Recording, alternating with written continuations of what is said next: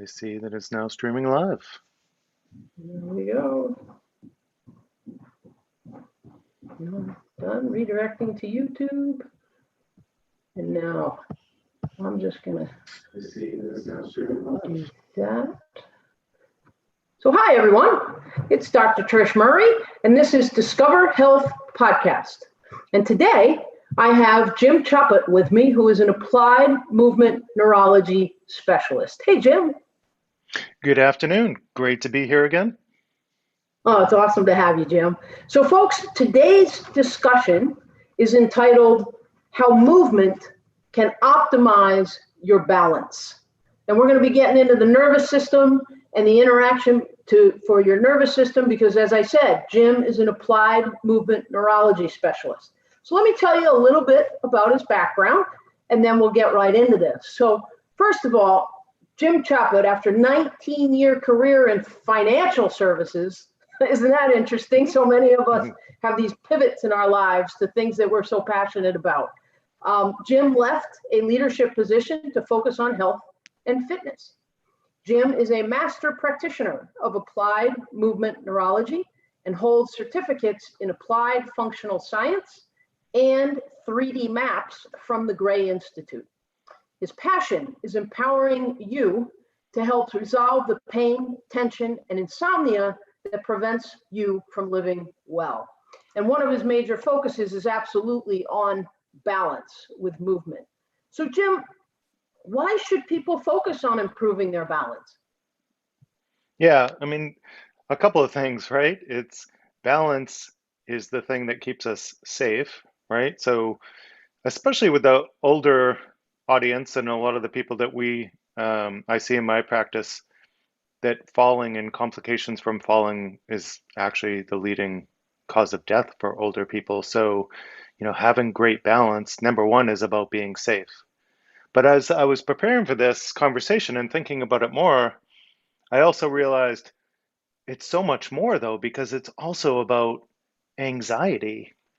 So I was thinking about those of us who live in New England, or if you live in a cold climate, like imagine when you go out and it's really icy, how do you walk? You get really tense and you're taking these little steps and you're really nervous about falling. And we all know, of course, that usually makes it worse. If you get all tense like that, you're actually more likely to fall. You need your system to be a little more resilient and flexible. But if you've got really significant balance issues, never mind when it's icy, you might be going through every day with that little low level anxiety or high level anxiety of, oh, I don't know, can I make it down these stairs? Can I make it up these stairs? So to me, one of the greatest things you can do to just move with more confidence and ease is have really great balance and know that you're going to be fine.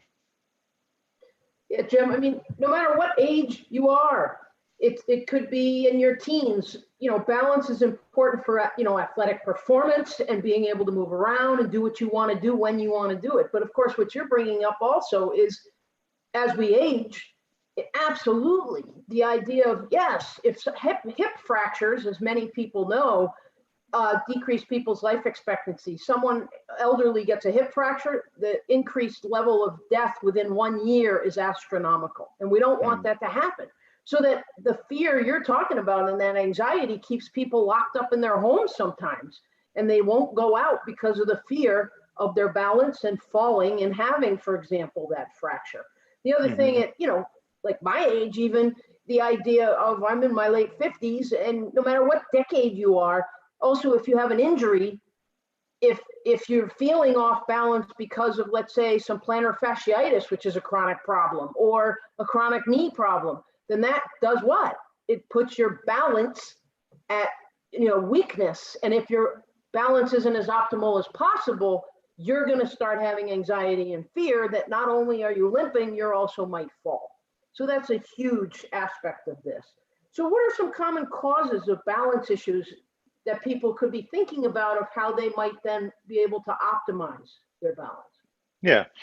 So there's a few things that I tend to look at in my practice and in my movement classes. And The first is proprioception, which is just our sense of our body in space. So, throughout our body, we have these proprioceptive receptors. So, you can imagine all the muscles in your and tendons around your feet give your body information about where that foot is. And then the ankle joint itself would have something similar. And the same thing, your knees, your hips, all the way up. So, you know, one of the things I would look at is, do you have some sort of pro proprioceptive dysfunction that we can fix? Another thing I would look at is just muscle weakness. So sometimes people, if your hips are weak, for example, you might struggle to hold all your weight on a single leg. But when you walk, you must have your weight on just a single leg, at least temporarily. So, muscle weakness in the hips or below could definitely have an impact. And then the last area I tend to look at is the vestibular system. And I look at it a couple of different ways, is that, you know, just in general, it takes in all the information from other areas and integrates it. So it helps you that sense of your body in space, all the information coming from proprioception feeds through the vestibular system. Your visual system feeds into the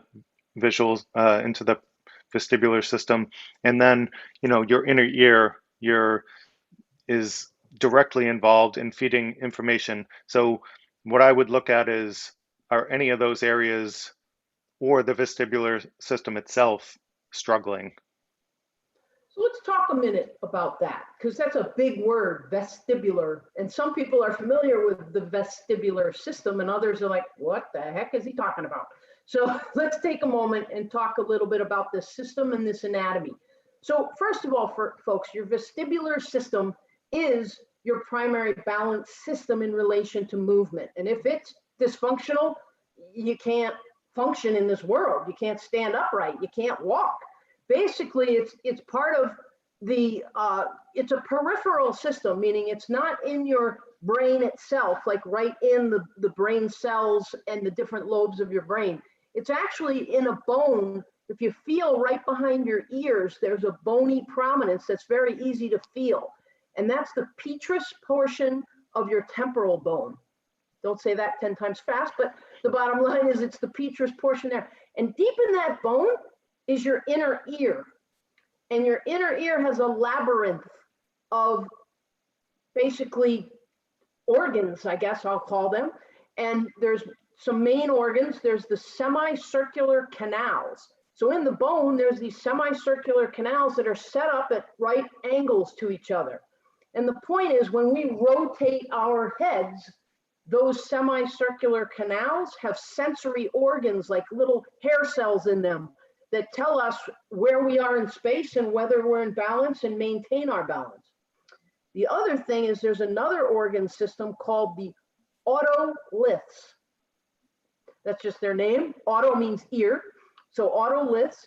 And the names of them to complete the explanation are the saccules and the utricle. And the bottom line is these are more little areas where these hair cells in the lining of these canals and things give your body and your brain information about moving in a straight line for the utricles, the utricle and the saccules are either up and down or side to side horizontally. So you'll notice that there's this labyrinth of nervous system material in the vestibular system, which is deep in your inner ear. So how do people balance this stuff? Jim, how do they optimize this? If people know, like there was a time in my life, I was like, wow, my balance is horrible. Just the idea of going hiking and wanting to walk across, let's say, a log over not even very high, over a stream, and I usually would fall off that thing and get soaking wet. That doesn't happen to me anymore because I've learned to move better to optimize my vestibular system and the proprioception you were talking about. So what can people do to optimize this? Yeah, I think, first of all, as you said, this system is critical to our balance. It's the main system responsible for that. And, for some people, if your vestibular system is really dysfunctional, you know it. So it's one of these systems that when it's working really well, you don't even notice that it's there. But when it's really bad, you can't even function. So people with vertigo, for example, that sometimes someone can't even sit up or stand up without becoming ill because their vestibular system is so dysfunctional. And, other people have just amazing balance. They can seem to do anything. People can, walk on a slack line or a tightrope. And most of us are somewhere in between. So the first thing I do when I either see people in person or if, as part of my movement classes, I have people try different things just to figure out, well, how good is your balance? And then what, if it's not that great, what seems to be the problem? And I sometimes just have people do something simple like, hey, can you just stand on one leg and just try that? And try the other leg. Do they feel equal? Is one better than the other? And then if people feel pretty good with that, because for a lot of people that's actually relatively easy. Can you stand on one leg and close your eyes and maintain your balance with your eyes closed? And suddenly, for a lot of people, you're very unstable. And the reason why I try different tests like this and mix it up is that when you're relying on your visual system to help your balance, it tends to be a lot easier. When you close your eyes and now you're really relying on proprioception through your foot and then that inner ear, those inner ear structures to keep track of where you are, it's a lot more challenging for many of us. So then if depending on how well you do in each test, it gives you a sense of where you need to focus your effort. So if you struggle to stand on one foot with your eyes open, I would probably go to the muscular system first to see what's happening there. If you've got great balance with your eyes open, but then when you close your eyes, you get real problems, then I would tend to go to the vestibular system, the inner ear, and say, what's happening up there. Um, and then the other couple of things, other challenges you can do to really know how well your nervous system's working for balance is when you're balancing, say, on one foot, can you move your eyes around and keep your head still? And is that okay? And then the other thing is, can you keep your eyes focused on something and move your head around and still maintain your balance? And these are different challenges that when things are working well, you won't even notice that. Like imagine an athlete, right? Like these top athletes, football players, they're running down the field full speed and they turn their head to watch the ball. And as the ball comes in, they catch it all while running full speed. Their nervous system is obviously operating at an And with amazing helmet level. on their heads. Yes, while someone else is chasing them down and they're about to get crushed as soon as they catch the ball, right? But they've practiced and they've got the skill to such a high level, and their nervous system is performing at an amazing level to be able to do those things.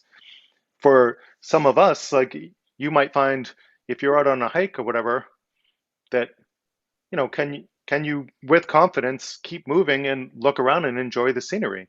And if the answer is no, you say, well, you got a real great opportunity then to improve your balance because that being able to move your head and look at different things with confidence and ease means your nervous system is working really well. And if you can't do those things, you definitely have an opportunity to improve your quality of life.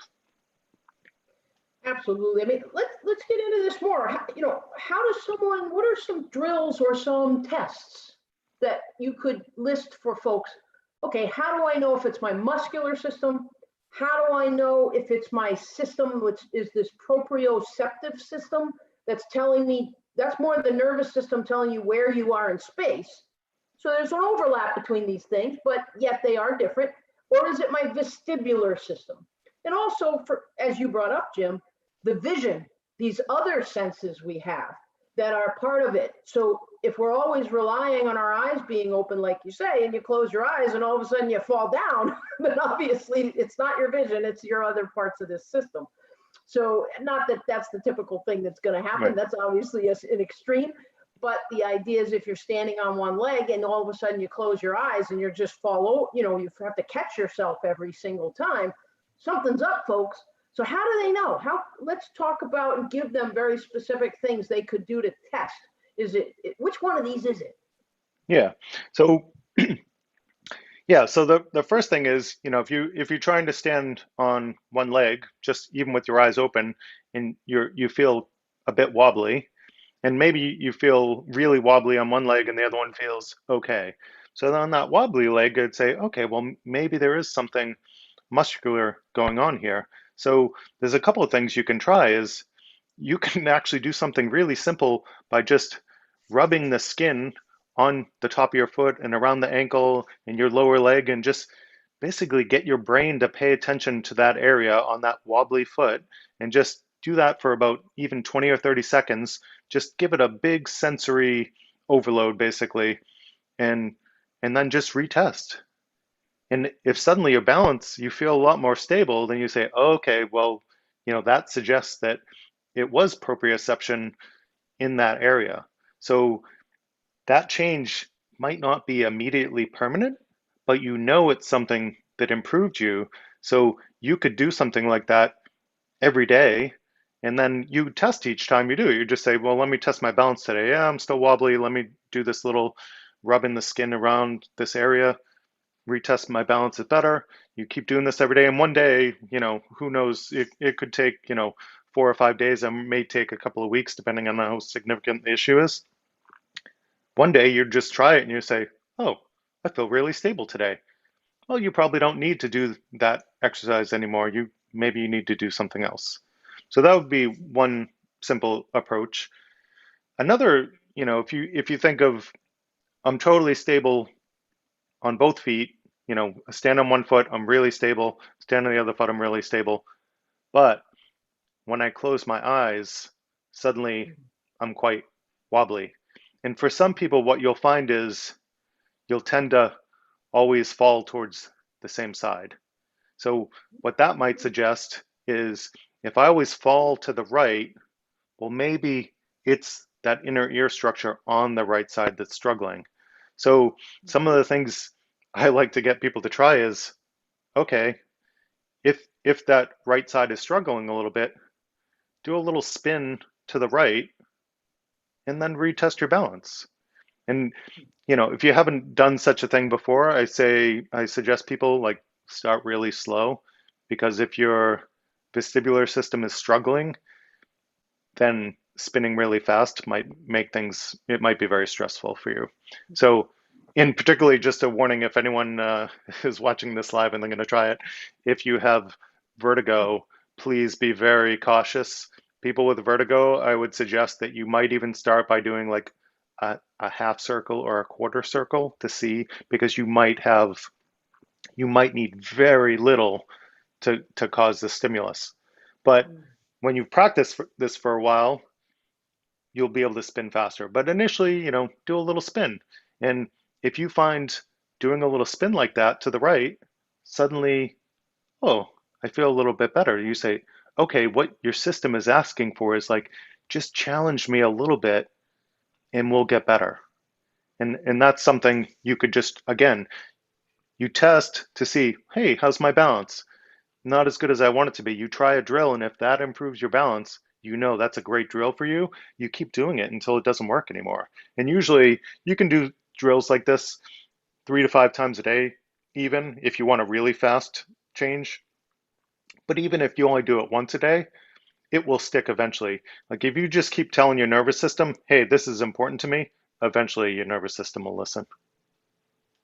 And that's the thing is that we go through our lives and we think we go to the gym to work our muscles, and we're going to lift the weights, or we're going to go for a run, or and you notice it's a very routine, habitual movement.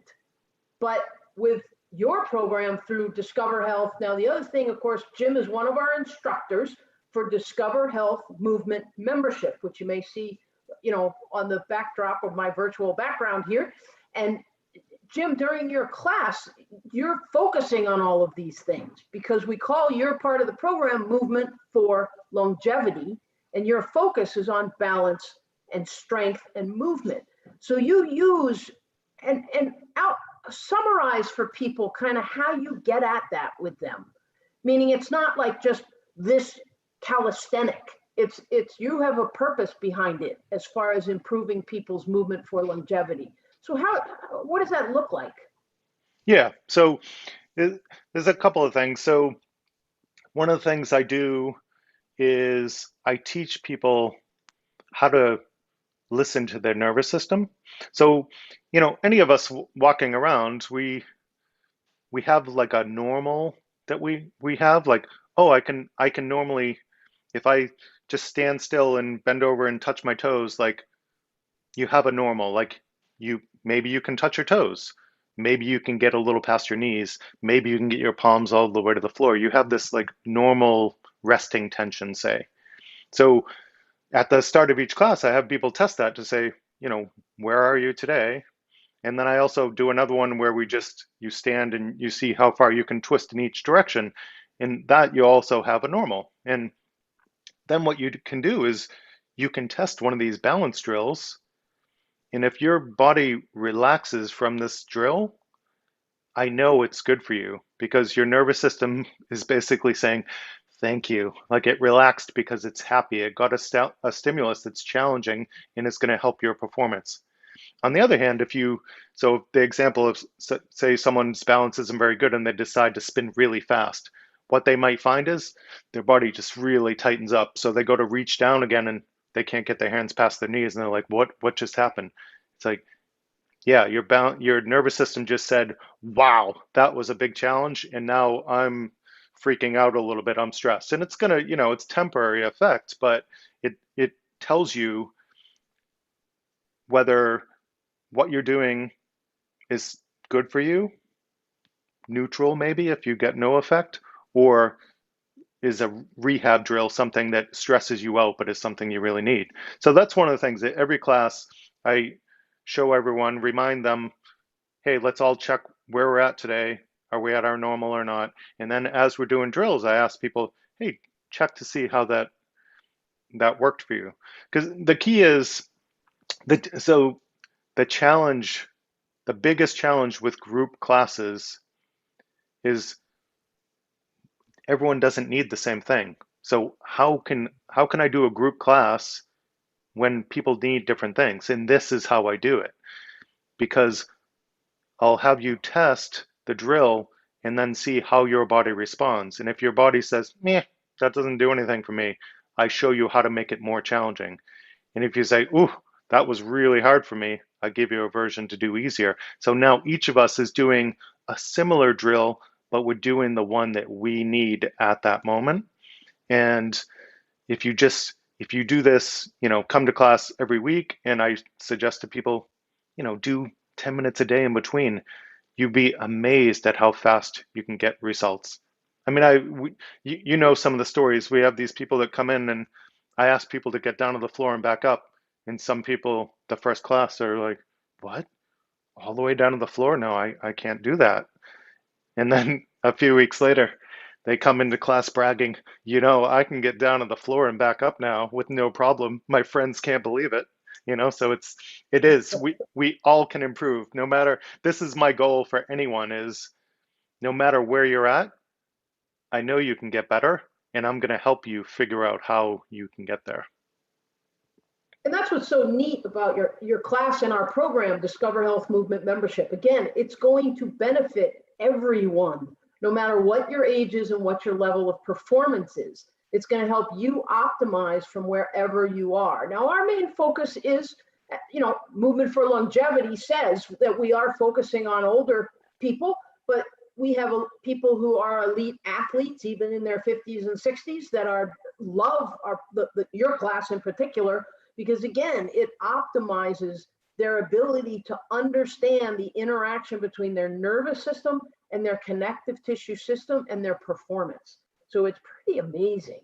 So, again, how quickly, can you give a specific example of someone, don't use names, but the idea of, particularly with balance, Can you give an example of someone and what types of things they did and worked on consistently, and then how long did it take for them to improve? Yeah.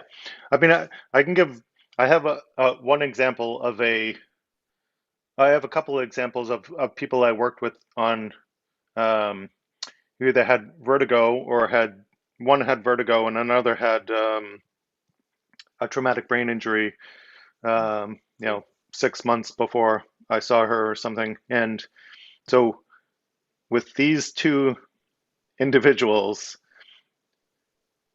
a single treatment of stimulating the otoliths, semicircular canals.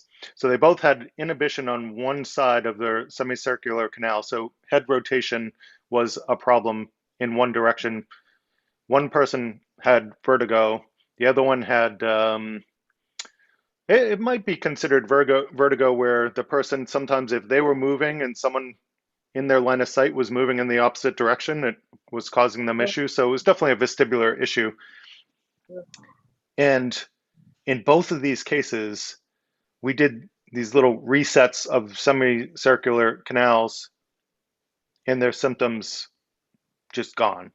It was amazing. Like I couldn't believe actually that just doing some spins and kind of given that stimulus was enough to reset their system. So it's not always that simple, of course, right? So we've had other situations. I remember we had someone come in who, when I initially asked this woman to do a balance test where you kind of put your feet in front of each other, heel to toe, so you're like you're on a tightrope.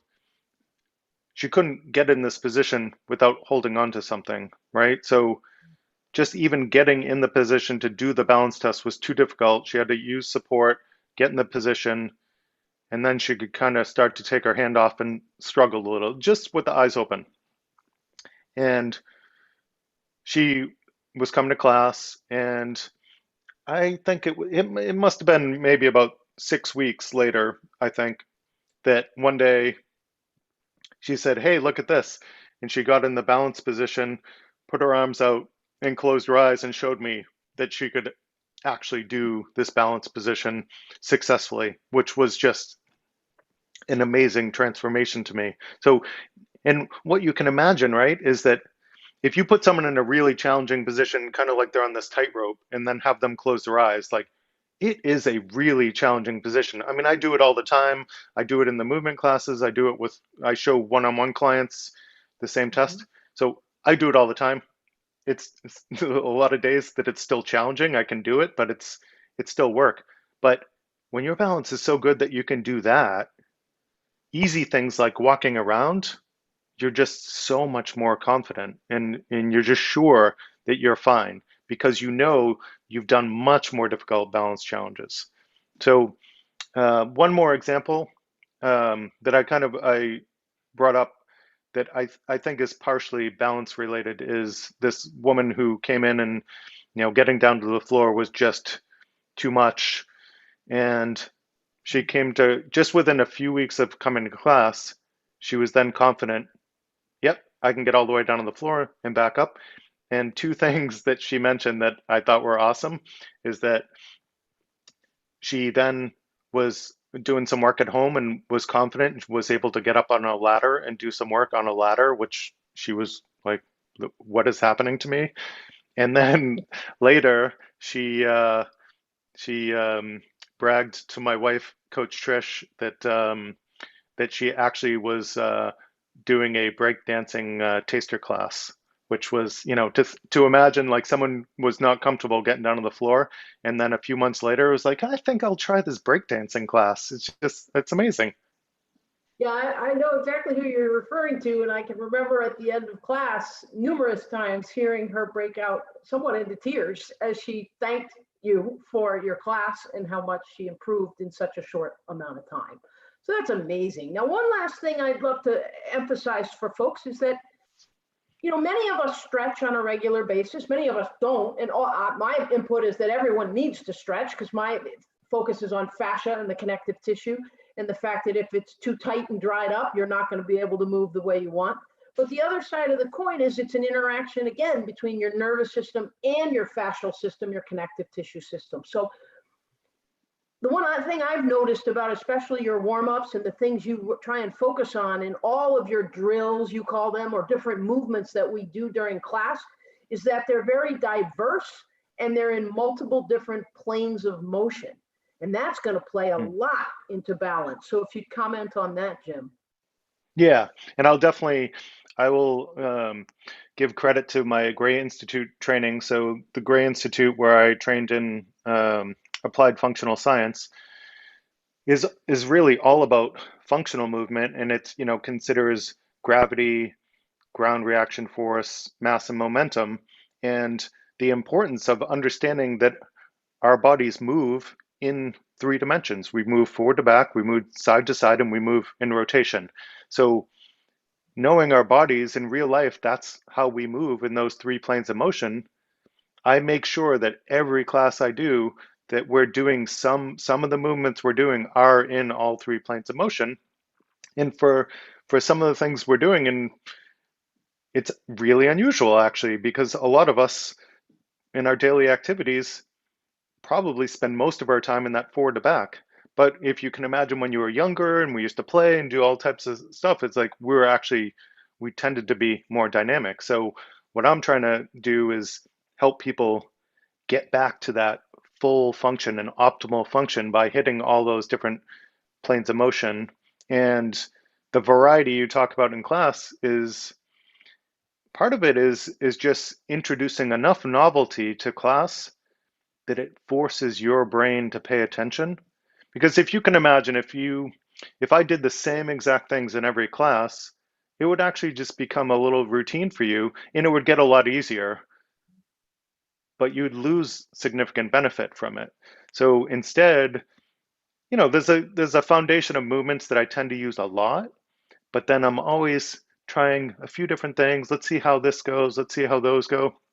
So that novelty is going to help challenge your brain and your nervous system in general, your fascia, getting things moving in different directions. So, there's a lot of different benefits. Certainly, that novelty is going to help balance, but I'm also just trying to keep people's brains like really active, right? So, one of the concerns is cognitive decline. So, if we can get a lot of complex movement and do it on a regular basis, we'll actually improve our brain function. So, yeah, that's definitely part of so the you know three dimensions to optimize our movement, but then a lot of novelty and just challenges to keep our brains sharp. And that's another reason why I really wanted you as one of our instructors and wanted applied movement neurology as a piece of it, because folks, so many of us cognitive decline. I'm a cognitive decline, one of my specialties that I work with people to prevent cognitive decline. And you've got to keep challenging your brain. There's a concept called muscle memory in sports. Like if you go into the gym and you always lift the same weight, you always do the same weightlifting routine, then your muscles after a while go, okay, she or he is going to walk in this gym, they're going to lift this much weight, and they're going to do the same thing all the time. And you plateau. You stop gaining because you have muscle memory. Well, there's also movement memory.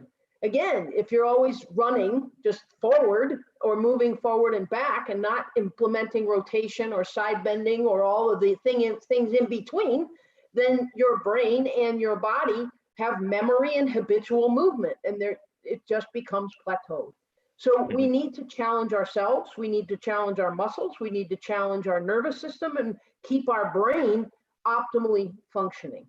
So Jim, thank you so much for coming on and having this conversation. I hope it has helped folks.